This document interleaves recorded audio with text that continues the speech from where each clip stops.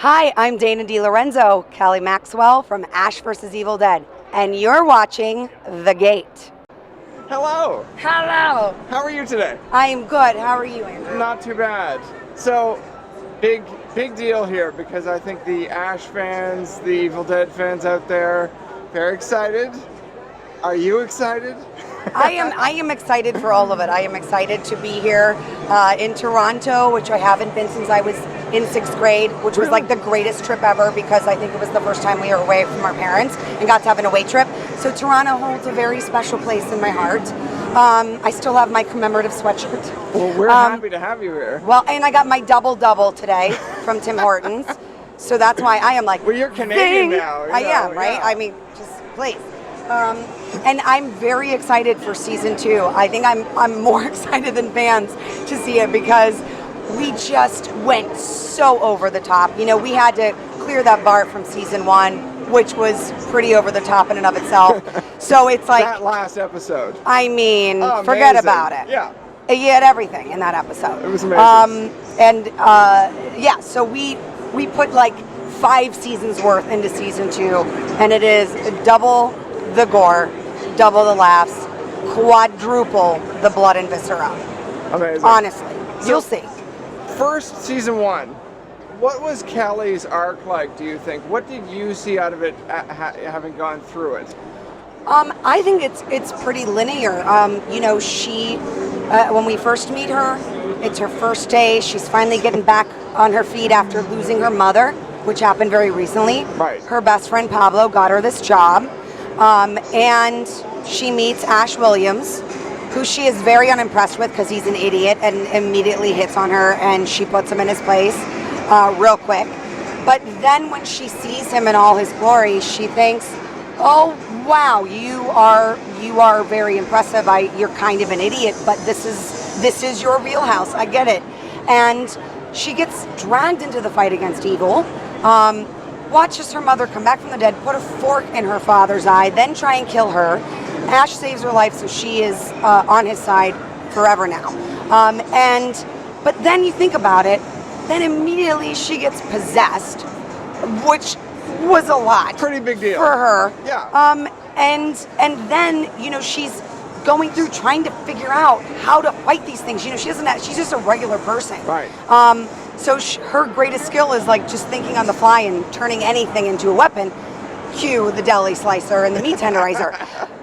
But then, she has this epic battle with the cabin.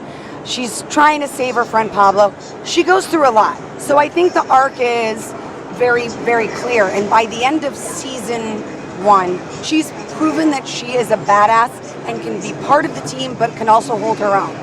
And then we get into season 2, and she has a lot of pent-up rage, but only one mission, and that is revenge, and to unleash her fury on evil. And it seems would you say that everyone comes out of the first season just a bit traumatized? I would say so. I mean, I think even Ash, because it's been a while since he's had to deal with this, and he was very happy, avoiding responsibility for the last 30 years.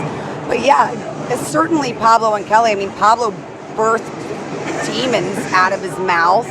And they weren't pretty. No, and, Kelly got vomited out of the cabin and all the things I just mentioned. So yeah, they're all a little bit shaken, I think. Yeah. But, as Kelly predicted, at the end of season 1, they are, but she also predicted that evil was going to take over the world. She's mad at Ash for taking that deal with Ruby. Right. Oh, what happens? Ruby comes crying back. Oh, they're out of my control. I need your help, Ash and the Ghost Beaters. So it is definitely going to be such an over-the-top season. We have this great new dynamic with Ruby coming into the team. Right. And actually, then when Ash goes back to his hometown, which is where we go, he confronts his father, played by the amazingly Majors, right. And meets up with his old best friend, the epitome of a burnout, Chet, played by the incredible Ted Raimi, and the Linda B, who's the love that got away, played by the glorious Michelle Hurd. So he's kind of distracted with all of that. So Kelly's like, I'm not waiting around. I'm going to take the fight too evil. She teams up with Ruby, and they sort of become a little super duo for a while. And Amazing. from there on out, Kelly begins to forge her own path, which is a very interesting journey. I'll just leave it at that. Well, I have to ask, you probably can't say anything. People have been begging that there be some time travel in the show. Maybe the second season isn't the right time, but is there any possibility, do you think, of it coming to the show? I mean, it's Evil Dead. There's always a possibility. And you know that this show is a bloody love letter to the fans that have been clamoring for this to come about for 25 years. Yeah.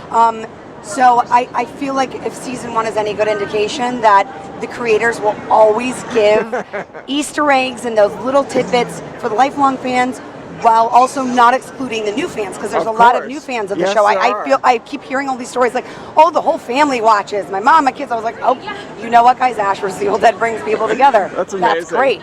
But so yes, I will say that season 2 has so many incredible Easter eggs that are going to blow even the most avid fans' mind. Nice. So, in terms of the actual filming, what was the worst, hardest episode in terms of anything in particular? Because I know you guys go through the ringer in terms of performances and blood, fake blood, and I assume it's fake. Well, you know, you never know. You never know. I can tell you that when I actually cut myself, which I did, I gashed my knee, probably needed stitches, and looked down, and just my entire leg, this was after I shot season 1, was covered in red, just blood. Wasn't even phased. And meanwhile, it was everyone else around me. It was like, oh my God. Meanwhile, I'm like, so the plus side of being covered in blood all the time is you don't freak out when you lose a leg, practically. It looks normal, right? Exactly. You know, I don't even, there's lots of challenges, and yes, certain days are tougher than others, and when you've been covered in blood, which then turns into a very painful hard wax within 5 minutes. It's not the blood going on, it's when it dries. Nice. Oh, that is just the worst. No one understands. I would love for fans to just be covered in blood. I would love to. Let's open a theme park, and I'm going to say, now sit for 5 minutes, and then when someone calls your name and you turn your head and you're like, Kelly Clarkson. Honestly, I think of 40-Year-Old Virgin every time, because I'm like, it is that. You just want to scream non sequiturs. But you know what? We have such a good time doing the show, and I'm just so happy to be a part of this. It's my dream job. I have a great time. Amazing. So we will keep being tortured as long as you watch, fans. You heard it from just throw. I will get stuff covered on me forever for you, because we love you. Thank you for making this a possibility, and thank you for watching. Thank you very much.